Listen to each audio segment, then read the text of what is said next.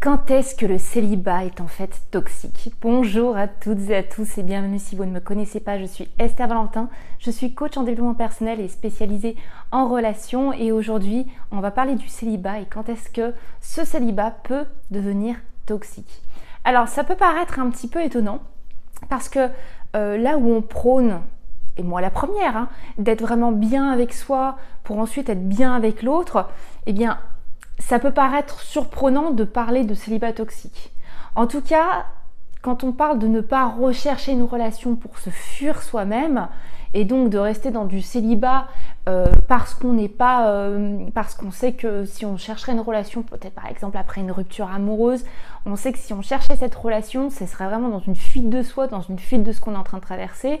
Eh bien là, oui, le célibat est quelque chose qui est très positif. Et même sans ça, le célibat, ça se passe évidemment très bien. Et je vais être la première à vous le partager.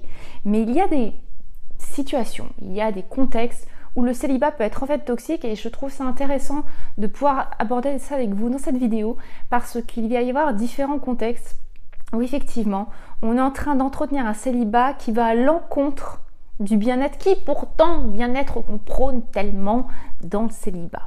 Donc le célibat toxique c'est quoi? Ça va être l'inverse en fait, l'inverse d'une personne qui va tenter de fuir son célibat en allant vers une relation, qui va tenter de se fuir elle-même, donc en voulant être dans une relation amoureuse, et bien là, le célibat toxique, ça va être plutôt rester dans le célibat par fuite des relations. Fuite des problématiques que la relation à l'autre, ça nous révèle, parce que les relations, elles nous font grandir. Dans les relations, on va avoir beaucoup de retours, de nombreux retours, de choses sur nous-mêmes qui sont à apprendre. Et ça nous permet de grandir. Les relations amoureuses nous révèlent nous-mêmes.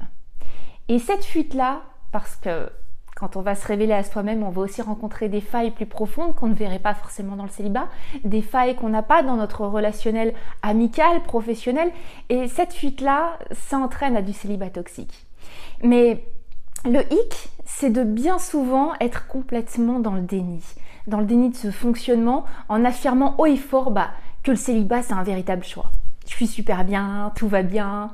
Et justement cette vidéo est faite pour ça, pour réaliser peut-être que dans le célibat qu'on prône, qu'on hurle, qu'on prétend adorer être en train de vivre, en fait on est en train de fuir une étape supplémentaire d'évolution de notre vie.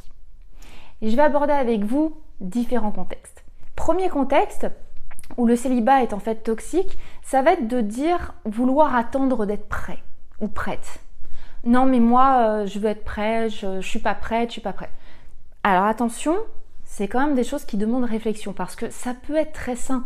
Comme je vous le dis, quand on sort d'une rupture amoureuse, on sort de 10 ans de relation, on se remet avec quelqu'un dans les 15 jours, ça peut porter à confusion, ça peut, bien sûr qu'il faut attendre d'être prêt, bien sûr qu'on a besoin de savoir qu'on est en train de traverser un bouleversement émotionnel, on a évidemment des moments de notre vie où on a besoin de se retrouver avec soi, ça c'est ok. Mais je ferme la parenthèse sur le cas où évidemment c'est bien sûr très sain. Mais quand on dit je veux être prêt, je veux être prête, ça peut être un risque. Un risque de ne pas être actif, mais dans l'attente d'être prêt ou d'être prête. Mais comment le saurez-vous en fait? Quand vous n'êtes pas acteur à être prêt, je reprends mon exemple, imaginons on sort d'une rupture, on sent un grand bouleversement émotionnel. J'attends d'être prêt, j'attends. Vous le saurez comment? Ça va venir frapper à votre porte? À quel moment vous déterminerez que vous êtes prêt ou prête à vous réinvestir, à vous re-rencontrer à travers la relation, à rencontrer peut-être aussi bien sûr des nouvelles problématiques et surtout à en avoir la capacité complète de les surmonter pas à pas. Comment vous le saurez? Et comment vous agissez aujourd'hui sur ce qui vous fait dire ne pas être prêt ou ne pas être prête? Attention, je mets un petit panneau attention.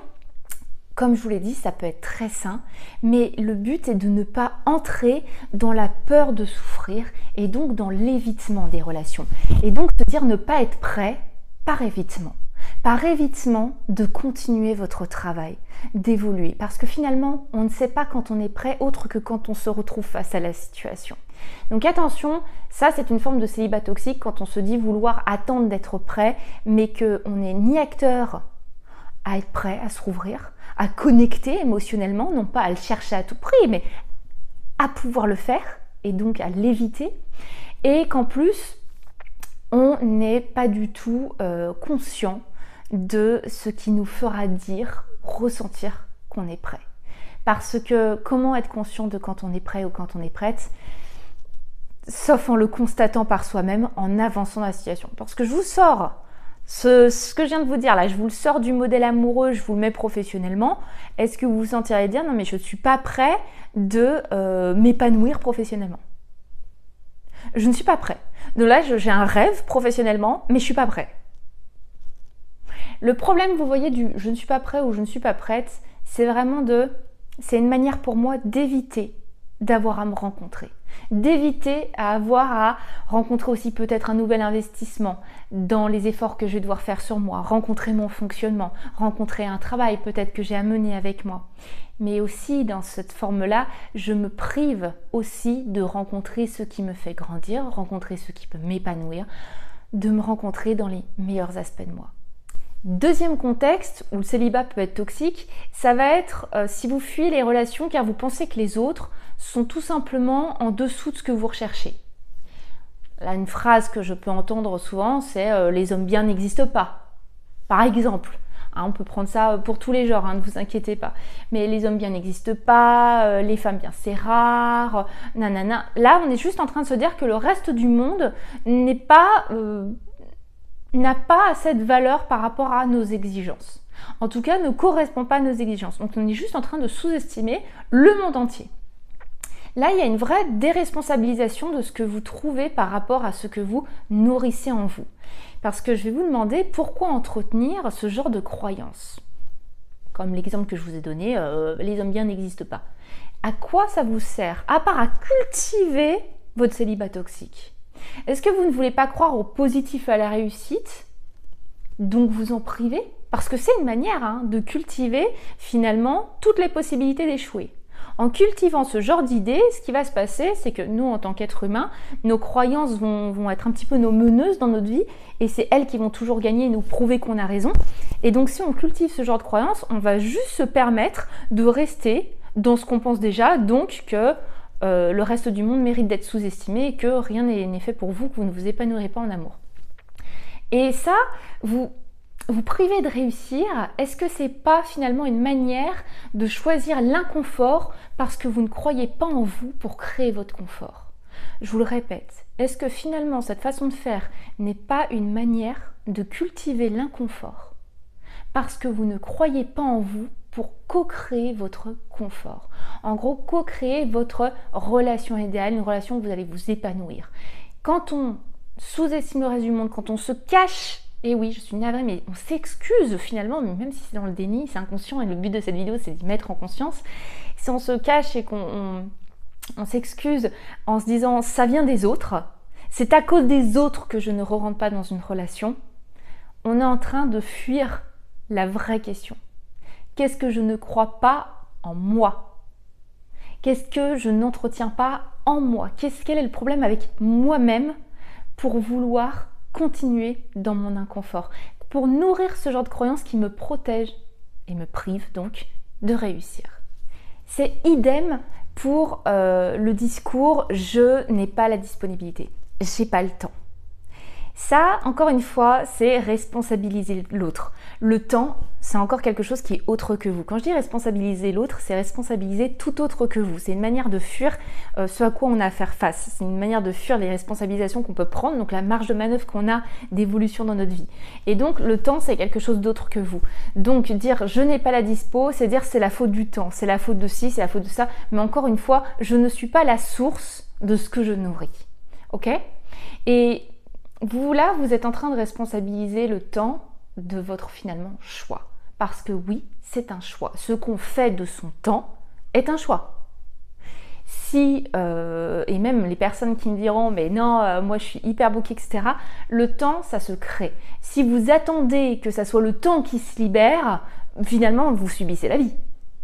Moi aussi, je peux vous dire « mais à la fin de ma journée, je suis crevée, je finis super tard. » C'est à moi de me dire, ok, j'ai besoin de dispo pour répondre à des envies que j'ai, donc je vais regarder qu'est-ce que je vais faire pour me créer du temps. Et c'est pas la vie qui va m'apporter ce temps, c'est pas le temps qui va s'apporter dans mon agenda, ok? Je veux que vous compreniez cette notion-là.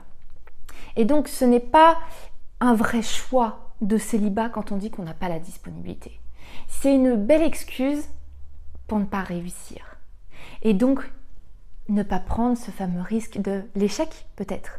Parce que quand on est dans le célibat toxique, ce qu'on est en train de fuir, c'est une possibilité d'échouer. C'est-à-dire, on ne croit pas en nous. Voilà ce que ça révèle.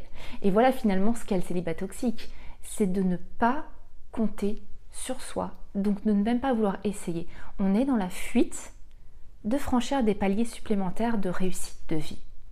Donc si vous vous retrouvez dans ce que je vous partage avec vous aujourd'hui, eh bien, je vais vous demander déjà de réaliser que conscientiser ce qui était jusque-là un déni, c'est un grand pas. Peut-être que si là vous vous êtes retrouvé, vous avez dit oui, c'est vrai que moi je dis que j'adore le célibat, mais j'avoue que c'est parce que j'ai tendance à dire que c'est un petit peu de la faute des autres que je reste célibataire. Le mettre en conscience, c'est sortir du déni. Et c'est déjà vraiment énorme. Ensuite, je vais vous demander de vous intéresser, vraiment intéressez-vous, à cette forme de projection qui est finalement un autosabotage, que vous nourrissez pour rencontrer vos failles. Vous nourrissez parce que rencontrer vos failles, vos blessures, je sais ça peut être effrayant, mais cette projection pour vous protéger que le célibat c'est la meilleure solution pour vous, alors en fait vous n'êtes pas vraiment décisionnaire. Vous êtes en train d'avoir une stratégie qui est en train de se jouer en vous de manière inconsciente qui vous fait rester dans l'inconfort pour ne pas risquer de réussir, mais donc qui vous prive aussi de réussir. Et ça c'est vraiment une forme d'auto-sabotage. Je me protège, je pense me protéger, en fait je suis en train de me nuire en privant de m'épanouir. Et en plus ça rime, ok ? Et surtout ce que j'aimerais rajouter, c'est que rencontrer nos failles, rencontrer nos blessures, rencontrer ce que cachait finalement cette tentative de protection, ça nous permet vraiment d'apprendre et de grandir. Et donc de ne plus se priver du positif en tentant de nous protéger du négatif. On ne peut pas filtrer à se protéger du négatif, on se prive aussi du positif. En me protégeant de ce qui peut m'arriver, je suis en train aussi de me priver de ce qui peut m'arriver. Et dans ce qui peut m'arriver, il y a des choses belles. Et particulièrement quand je m'en responsabilise et que je donne une direction à ma vie. Parce que je nourris beaucoup plus les chances de ce positif d'arriver. Et le négatif, je prends aussi en compte qu'il fera partie du chemin. Donc vraiment, intéressez-vous à cette protection que vous avez pu mettre en place. Ensuite, rencontrez-vous. Qu'est-ce que ça veut dire rencontrez-vous ? Eh bien, découvrez le rapport que vous avez avec vous-même. Dans tout ce que je viens de vous dire, est-ce qu'il est possible que vous compreniez que la confiance que vous avez en vous, les idées que vous nourrissez, que ce soit inconsciemment jusqu'à aujourd'hui ou maintenant ou celles que vous aviez consciemment, eh bien, est-ce que vous prenez conscience que vous ne vous faites pas totalement confiance pour rester dans cet inconfort ? Pour finalement, c'est votre manque de confiance en vous et le fait de pouvoir compter sur vous que vous n'avez pas qui vous maintiennent dans un célibat. Dans ce cas-là, c'est un célibat toxique que vous entretenez. Donc développez ainsi ce qui vous met le plus en sécurité. Des croyances plus positives, des actions plus fortes qui répondent à votre envie de réussite et non pas à votre envie de vous protéger. Je vais vous donner un exemple. Je suis aimable, j'ai toutes les raisons d'être aimée. Ça, c'est des croyances qui vont vous amener à vous sentir plus en confiance et à aller dans les relations amoureuses avec plus de confiance, à pouvoir compter sur vous. Si vous vous dites, vous entretenez votre célibat en disant « mais de toute façon, moi, à chaque fois on m'abandonne, à chaque fois ci, à chaque fois ça, comme ça je reste célibataire », là vous êtes dans un célibat toxique. Vous entretenez votre propre auto-sabotage, votre propre mésestime de vous, et ainsi vous vous privez de recevoir tout le positif que vous auriez à recevoir si vous évolueriez un petit peu là-dessus. Je vais vous faire un petit rappel avant de vous laisser pour clôturer cette vidéo. Les relations amoureuses, elles nous permettent vraiment de nous découvrir et donc de grandir dans des aspects, dans des fonctionnements profonds de nous-mêmes. Et c'est des choses qui ne nous seraient pas dévoilées à nous-mêmes en dehors de la relation. Et les relations, elles nous font vraiment grandir si on accueille ce qu'on y dévoile sur soi-même. On ne peut pas plus grandir que dans une relation. On a une étape où on a besoin d'être avec soi. On a besoin d'évoluer en se retrouvant avec soi. Mais les relations, elles ouvrent à une étape bien supérieure. On va se rencontrer dans le reflet de l'autre. On va se rencontrer dans ce que la relation va nous renvoyer sur nous-mêmes. Et si on y est accueillant, si on a décidé d'en apprendre et d'en grandir, on est en train juste d'être en train de se rencontrer encore plus fort soi-même. Donc si vous utilisez le prétexte que le célibat est pour vous retrouver, je suis là juste pour vous rappeler que, ok, mais n'oublions pas que c'est dans les relations qu'on se retrouve le plus profondément. Si on porte notre attention sur nous-mêmes dans la relation, bien sûr. Donc j'espère vraiment que cette vidéo vous aiguillera à votre réflexion, en tout cas juste à repenser comment vous avez envie d'envisager le célibat. Que ce soit quelque chose qui vous convienne, ok, que vous l'utilisiez finalement contre votre possibilité de bonheur, non. Vous devez en être conscient pour être la personne qui décide. Donc j'espère vraiment que cette vidéo vous a plu. Si c'est le cas, n'hésitez pas à la liker. Puis vous le savez, dans tous les cas, je vous retrouve très très vite pour une prochaine vidéo. À très vite. Bye bye.